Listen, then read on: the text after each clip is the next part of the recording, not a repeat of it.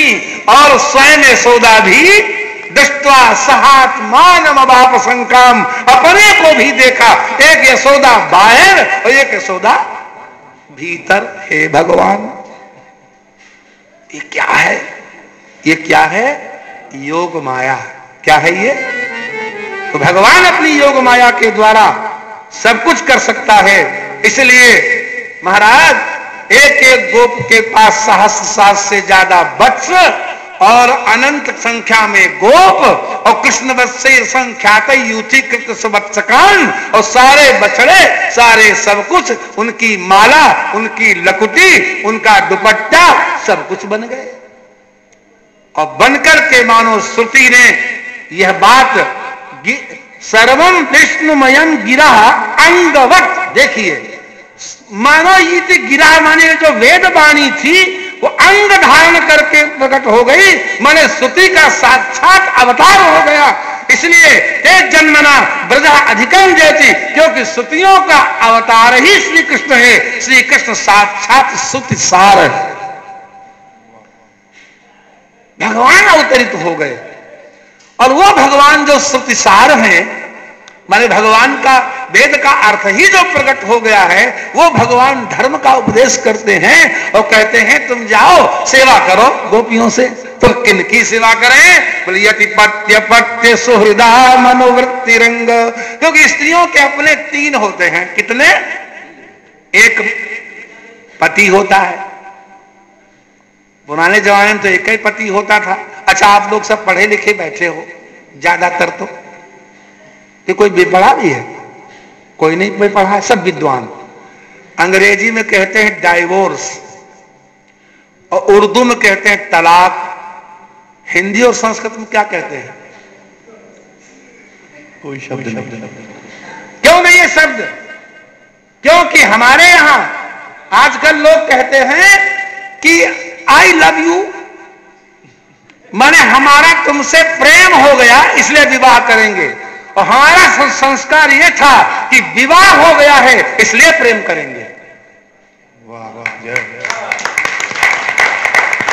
प्रेम हो गया इसलिए विवाह नहीं हम करेंगे, क्योंकि विवाह हो गया है, अग्नि के सामने हमको मान दिया गया है, इसलिए तो हम आजीवन प्रेम करेंगे ही।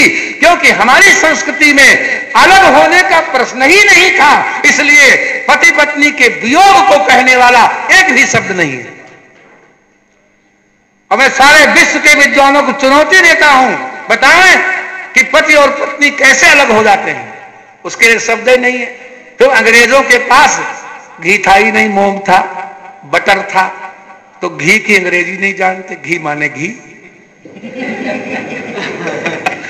इसलिए अंग्रेज कहता है I went to temple, put ghee and lit the lamp. मैं मंदिर में गया, घी रखा और दीपक। अरे तुम्हारे बाप दादे कभी घी खाए हो तब न घी बताओगे। हमारे यहां तलाक नहीं होती, हमारे यहां डाइवोर्स नहीं होता। भारतीय संस्कृति में तो 7 जन्म तक साथ रहा जाता है, ये वो संस्कृति है। इसलिए भगवान का पत्य पत्य सुहृताम अनुवृत्ति, पति 1, पुत्र 2 और बाकी सब संबंधी, सास ससुर देवर जेठ आने जाने वाले, वो सब संबंधी है। तो गोपियां कहती हैं अगर ऐसी बात है तो हम सारे संबंध आपसे जोड़ लेती हैं। एक था किसान, समय हो गया 6:30 और टाइम ओवर करना नहीं चाहिए, इसलिए हम यही दृष्टांत सुना के समाप्त करेंगे। एक किसान था भैया, कौन था? किसान। अब वो ससुराल जा रहा था। अब महाराज लोग तो ससुराल गए नहीं, आप लोग बताओ, जिसका ब्याह हुआ होगा वो जाएगा। कहां जा रहा था? ससुराल। हाँ शाबाश बेटा, ब्याह हो गया? जी जी। वाह, गए हो ना? ससुराल गए हो कि नहीं? जी जी। हाँ, ससुराल सुख की सार, जैसे संगीत शाला, जैसे मधुशाला, जैसे पाठशाला, ऐसे होती सुखशाला। सुख की शाला का नाम है ससुरालय। पुराना जमाना था, जा रहा था बैलगाड़ी से, लेकिन जिस गांव में जाना था वो गांव दूर था, अंधेरा हो गया जैसे अब हो गया है। अब बल्ब तो था नहीं बैलगाड़ी में, तो उसने सोचा जो गांव है इसी में रुक ले, लेकिन उस गांव में कोई परिचय था नहीं, तो बैलगाड़ी घुमा रहा था गलियों में। उसने देखा कि एक घर के अंदर बेर का पेड़ खड़ा है, उसी चबूतरे पर बैलगाड़ी चढ़ा दी। अंदर से एक स्त्री आई, बोले भाई साहब राम राम, आप कौन हैं? बोले हम आपके संबंधी हैं। उसने सोचा संबंधी हैं, कुछ पहचान नहीं पाई। खैर पानी वानी पिला दिया, 2 पेड़ा और 1 गिलास पानी। थोड़ी देर बाद पति भी आ गया। पति ने देखा कोई अनजान व्यक्ति बैठा, राम राम किया, घर के अंदर गया, पत्नी से पूछा कौन आया है? अरे बोले कहते हैं हम तुम्हारे संबंधी हैं, जाके पूछो कौन आया। हम कैसे बताएं कौन आया है, जाओ। फिर बाहर आ गया, आगे उनके पास बैठ गया, सब हालचाल पूछ लिया, घर गृहस्थी का, खेती पाती का, धान गेहूं का, लेकिन ये नहीं पूछ पाया कि तुम हमारे कौन रिश्तेदार हो। ये बड़ी हिम्मत काम है, प्रेम चाहिए ना। आपके घर में अगर कोई अतिथि आवे, ध्यान से सुनो, और आप खा पी चुके हो और फिर भोजन बनाना शुरू करें, वो कहे नहीं मेरे लिए मत बनाओ, तो ये कहना चाहिए कि मैं 2 दिन का भूखा हूं, मैं अपने लिए बना रहा हूं, आपके लिए नहीं। अगर तुमने ये कह दिया कि हम तो खा पी चुके थे, हमें तो जरूरत है नहीं, तो अब आप आ गए हो तो हम आपके लिए बनाए देते हैं, तो उसको भोजन में रस मिलेगा? बोलो। इसलिए ये कहना पड़ेगा कि हम ही 2 दिन के भूखे हैं, हम तो अपने लिए बना रहे हैं, और जब बनाएंगे तो आप भी प्रसाद पा लेना। आपकी कृपा से मुझे भी भोजन, चाहे पेट खराब हो जाए लेकिन फिर भी उसके साथ खाओ। यही धर्म है। अगर आपने ये कह दिया कि अरे हम तो सब खा पी चुके थे, हमको तो कोई भोजन की जरूरत है नहीं, फिर तुम आ गए हो, बनाओ जल्दी रोटी दाल बनाओ, तो कहेगा नहीं हम भी शरबत पी के रात गुजार लेंगे। प्रेम की परिभाषा बड़ी अद्भुत है। इसलिए उसने नहीं पूछ पाया कि हम तुम्हारे कैसे रिश्तेदार हैं। और शाम तो हो ही गई थी, अंधेरा तो था ही, गांव में जल्दी रोटी पानी हो गया, सो जाते हैं। भोजन दोनों लोगों ने संग संग खाया, बैलों को चारा डाल दिया गया। सुबह अर्ली इन द मॉर्निंग उसको तो जाना ही था, उसने उनको जगाया, अच्छा भाई साहब राधे राधे, अब हम चलते हैं।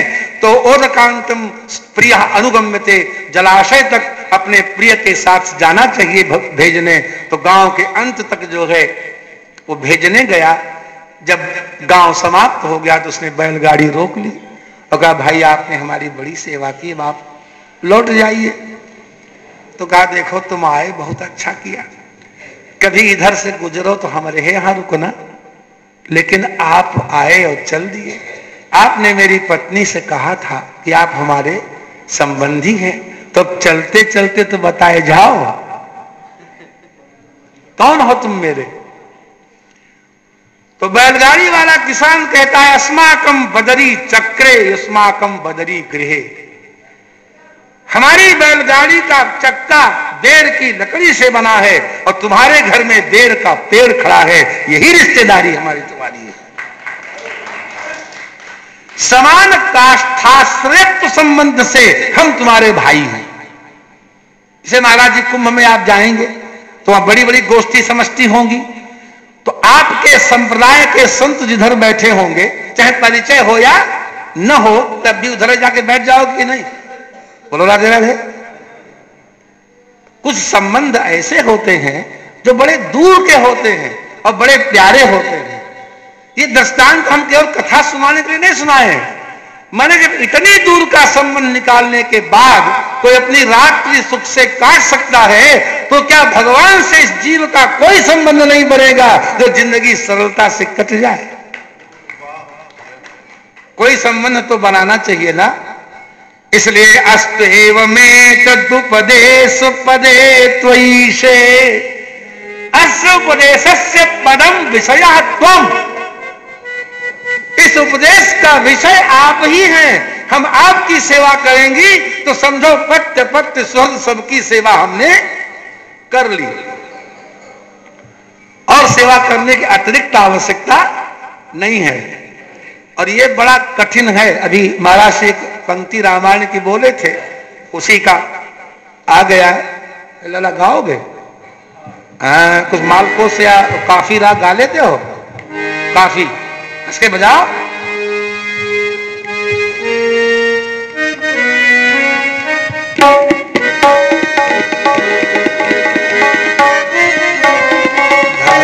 धर्मशील नर सहस्र माह सुनहु पुरारी, नर सहस्र माह सुनहु पुरारी, को एक होई धर्म धारी, नर सहस्र माह सुनहु पुरारी,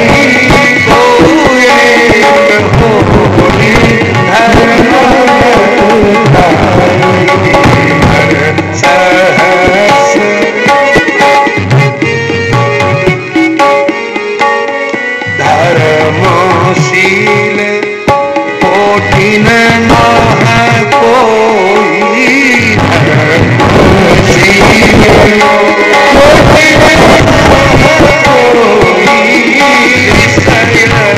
विमुख विराग रत हो, धर्मशील